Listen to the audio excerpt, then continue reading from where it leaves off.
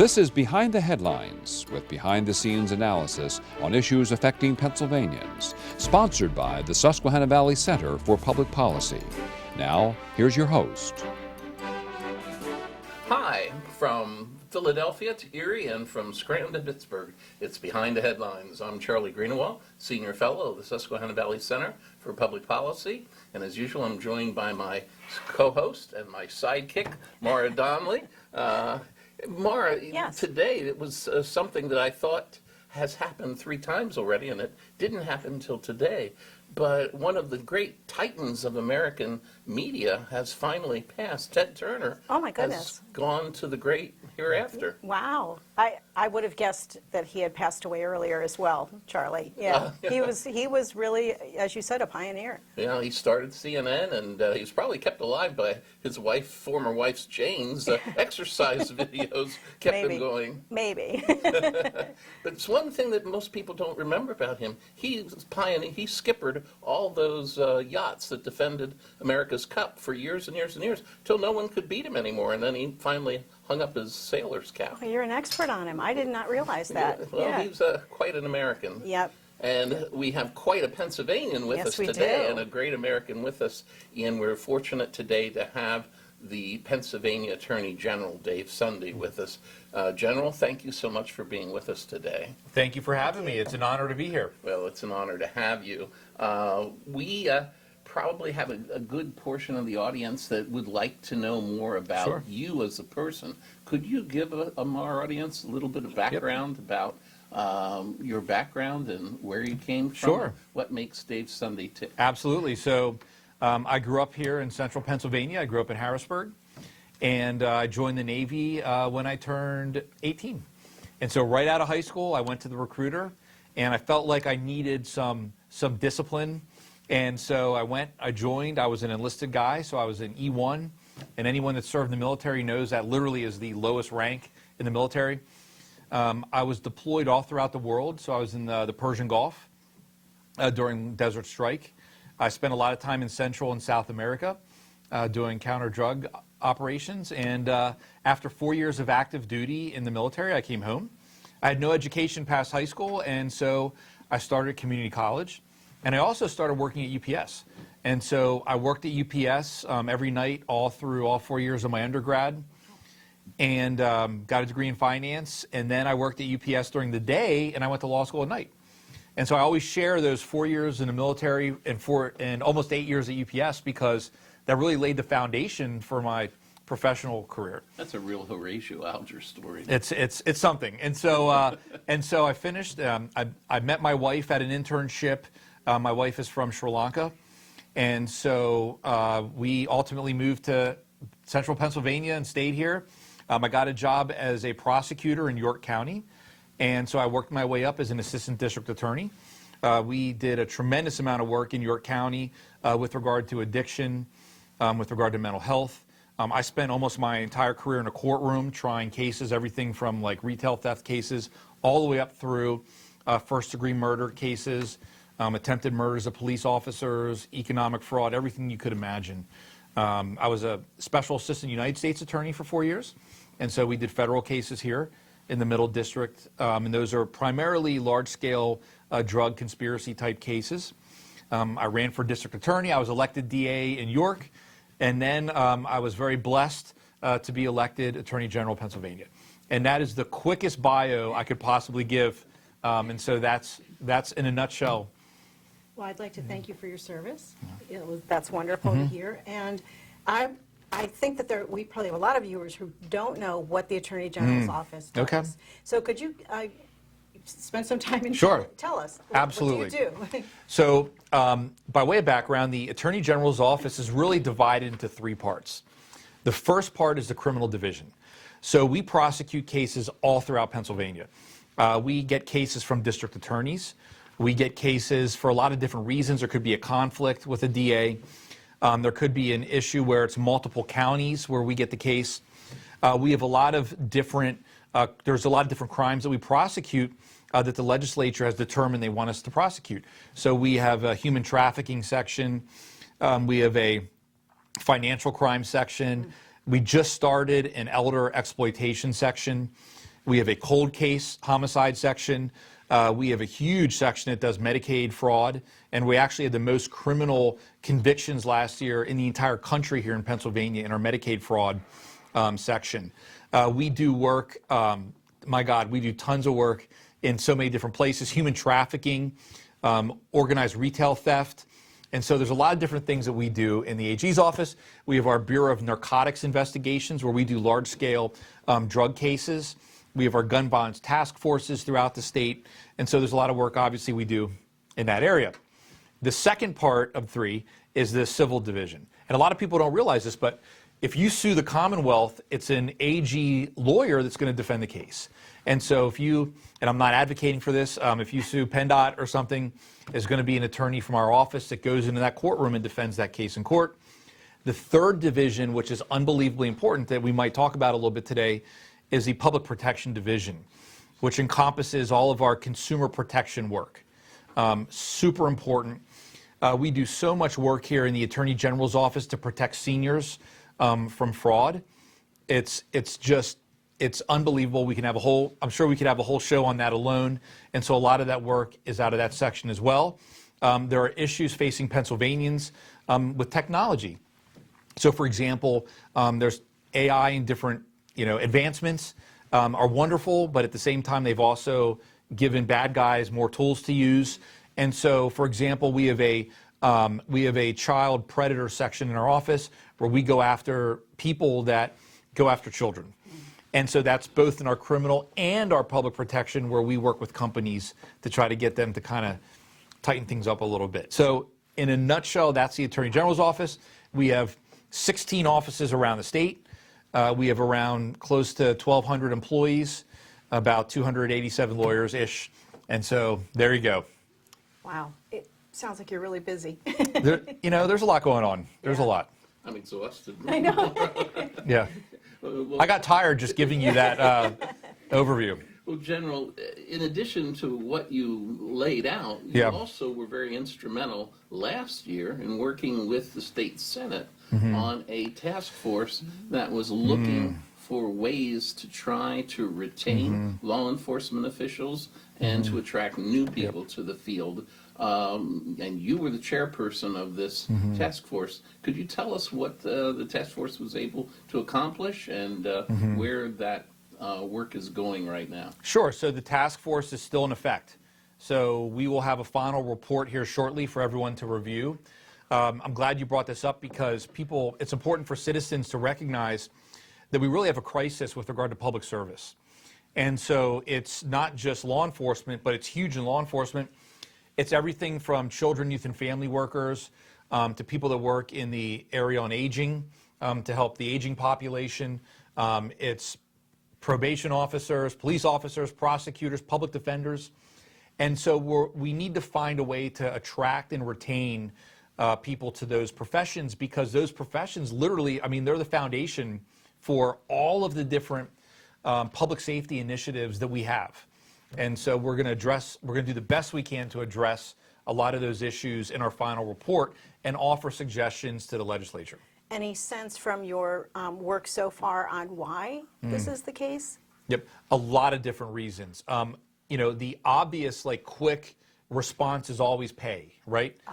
And so pay is clearly a huge part of this. But at the same time, it's interesting because we learned that there are a lot of other issues here as well.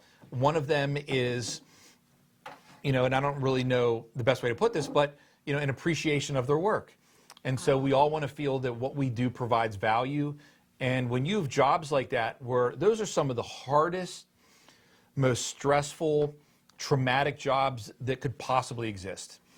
And when you do those jobs, and I can tell you from doing them for a long time that, part of what keeps you going is a belief that the community is behind you and they're with you. And even if they might disagree with some choices you make, they're with you on the job that you do. Another part to this is there's trauma out there in the community. And so we have a mental health crisis in Pennsylvania. And this mental health crisis doesn't stop with the general population. It clearly goes into these first responders, law enforcement, and we really have to do everything we can to provide the resources, training, services that are needed because these individuals see the worst of the worst every single day, all day long, multiple times in the same shift, and that really takes its toll, especially when they're understaffed. Wow. Well, one of the things that's talked about in law enforcement across the country, General, is this movement by many different police forces towards the wearing of body cams. Has your office gotten into that subject yet? Where are we in Pennsylvania on body cams for police? Oh yeah, I mean body cams are used all throughout Pennsylvania. So we have around 550 agents in the Attorney General's office. And we just worked with our colleagues, our legislative colleagues, to actually get a bill passed to permit the AG's agents to wear body cams. And that's hot off the press. I mean, that was just a few months ago. And so I think that they're crucial. I think that they're really important to not only protect law enforcement, but to protect the citizenry. And I will tell you from being a district attorney for as long as I was, that law enforcement overwhelmingly appreciates having that ability to show the world, when it's legal and appropriate, what is happening on any given case. And I think prior to body cameras, people thought they were going to see all these like things, right? And what has happened is what they see generally are professional, thoughtful, kind, Yep. hardworking police officers that are doing everything they can to help the community stay safe and just get home to their families. And we knew that's what they would see, but now they actually get to see it. So let's shift gears here a little bit and talk about the opioid settlement. There have been 2 in the last year. Am I right on that? Right. Two big ones coming up.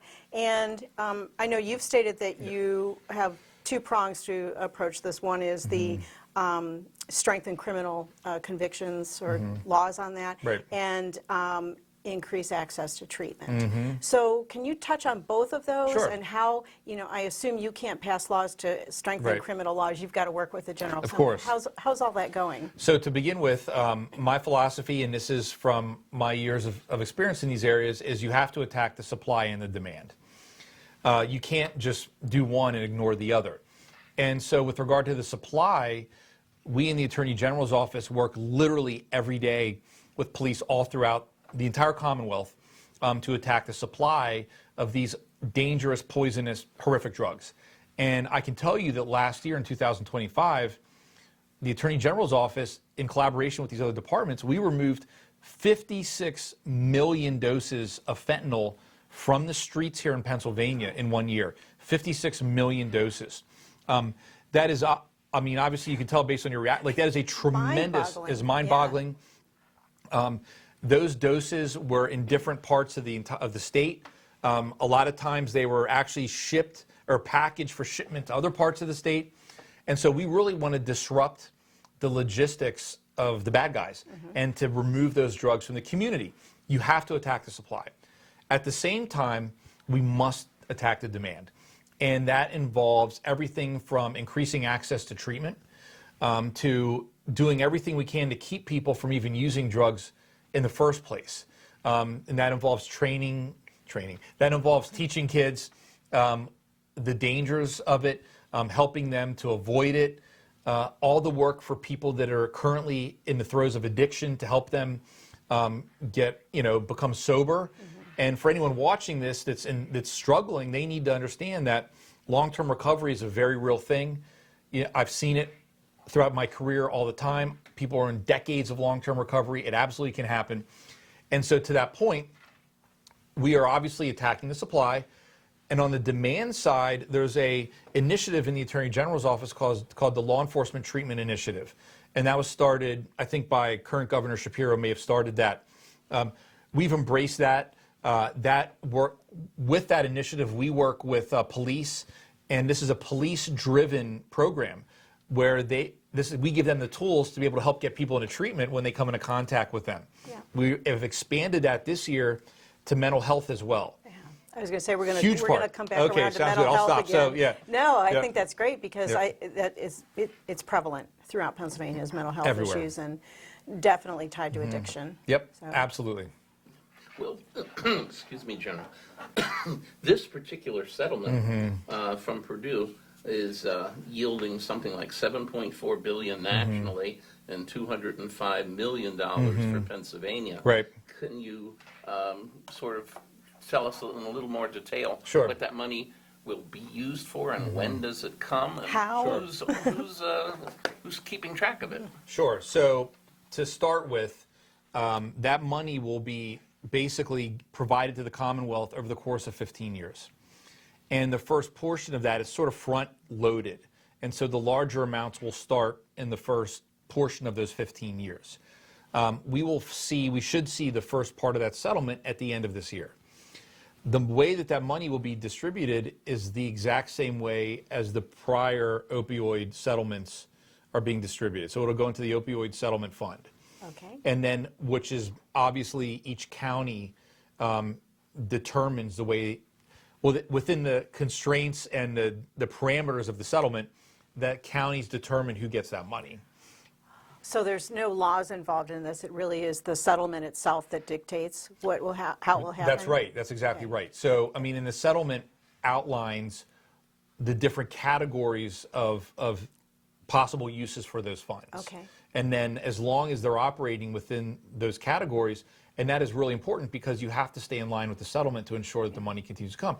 For example, with the tobacco settlement, what a lot of people don't realize is there's tons of work that goes into making sure that the Commonwealth is adhering to the parameters of that settlement so that we can continue to receive those funds. Who's going to make sure that this money is Right. spent the right way? So there's Who's a got the board. oversight? So there's a Okay. board that oversees the opioid settlement funds. There's a board that oversees that. They have the fiduciary duty to follow that, to watch it, to make sure that money's being spent in the correct way. So there's a lot of scrutiny. Perhaps the press might be looking into how it's being spent. Right, exactly. Is that helpful or not helpful? I think that, I mean, I know, and I come at this from, we all come to these jobs from different places. And having been in a courtroom in front of judges and being a district attorney, I'm used to that type of scrutiny. Okay. And so, obviously, if that money is being utilized in the inappropriate manner, then we have to know about it. Right. And so, a lot of times, I will say that there are cases that we've been involved in around the entire state where media scrutiny has actually brought it to us. And so, my hope is that, and I will tell you from working with counties across the Commonwealth, the reality is people want to do the right thing. I mean, this is an unbelievably difficult situation. Addiction is so complex. It is so complex. It involves so many factors. And I know that in York, for example, we work with nonprofits. We work with the faith-based community. We work with so many people whose heart is in the right place that just want to do the right thing. And that has been my experience throughout the Commonwealth. If you have a bad actor who, for whatever reason, is using that incorrectly, then we have to know about it so we can look into it. Well, hopefully you do see that everything is done above board and Exactly. legitimately. And that's our hope. That'll be great. That's our hope, Yeah. yes. In the last 30 seconds, Yep. Can you answer a question that we gave to one of your predecessors, Kathleen Kane, when she was with us? And that was, do you think we could take care of frivolous lawsuits in Pennsylvania by just instituting loser pays, as they have in the United Kingdom and many other countries around the globe? Loser pays. So, I mean, I think that if you had loser pays, that clearly would impact our litigation environment. I haven't really put a lot of thought into that, to be honest. I would be more than happy to do so, and then we can talk about it again. But I certainly I appreciate that question, and we'll look into it. Good job. Yep. Okay. Thank you for being with us, General. Yep. We look forward to having you back soon. Thank you. Thank you for having me. And we'll be back with the second segment of Behind the Headlines right after this. Stay tuned. Behind the Headlines is brought to you as a public service by the Pennsylvania State Association of Township Supervisors, the largest, most influential municipal association in the Commonwealth. Since 1921, PSATS has been preserving and strengthening township government and securing greater visibility and involvement for townships in the state and federal political arenas. Covering 95% of Pennsylvania's land mass, townships represent 5.5 million residents, more than any other type of political subdivision in Pennsylvania. Additional underwriting provided by the Edward H. and Jeannie Arnold Foundation and by the Pennsylvania Manufacturers Association. Business in Pennsylvania is our business. Behind the Headlines is also supported as a public service by the Pennsylvania Highway Information Association, the go-to source to learn about transportation projects and issues. Visit pahighwayinfo.org. Hi, welcome back to Behind the Headlines. On this portion of the show, Maura and I are welcoming Kim Maiolo to the show, who is the Director of Communications and Outreach for the Associated PA Constructors. How long have you had this job, Kim? I've been with APC for 7 years. Okay, Yeah. and will you tell the people, even though they're very familiar with Mr. Latham, will you tell them what your organization does again? Sure. So we're a trade association, and we represent about 400 members of the highway construction community. We're talking about contractors, engineers, suppliers, really runs the gamut. If you have anything to do with the highway construction industry in Pennsylvania, you're likely a member of ours. Okay, well, at this particular point in time, with events in the Middle East and the price of gas going up and down and so forth, of course, there's been a lot of talk about a gas tax holiday. Can you tell us how your organization feels about a gas tax holiday and what that would mean to Pennsylvania motorists and to your organization? Sure. So as some background, as you might already know, Pennsylvania pays for their infrastructure maintenance and their construction projects based on a fuels tax. So we consider it a user fee. If you're using the infrastructure, then you're paying for it, essentially. Makes a lot of sense to us. Yep. But there are a couple of proposals, because of the rising costs of fuel, that are coming out of both the House and Senate that would place a gas tax holiday for varying amounts of time on our fuels tax. And while there are, from our perspective and what we're seeing in several different studies, very limited consumer benefits to this, a lot of times even though you remove that gas tax from the price, the consumer, what they actually pay at the pump is not equal to that. There's a lot of other things at play. There's market fluctuations. You'll even see Ron DeSantis recently was quoted saying that, our ability to influence fuel prices is really limited. So if you were to do something like a gas tax holiday, what we would actually see come out of it likely wouldn't be a large benefit to the actual consumer. But it would be detrimental.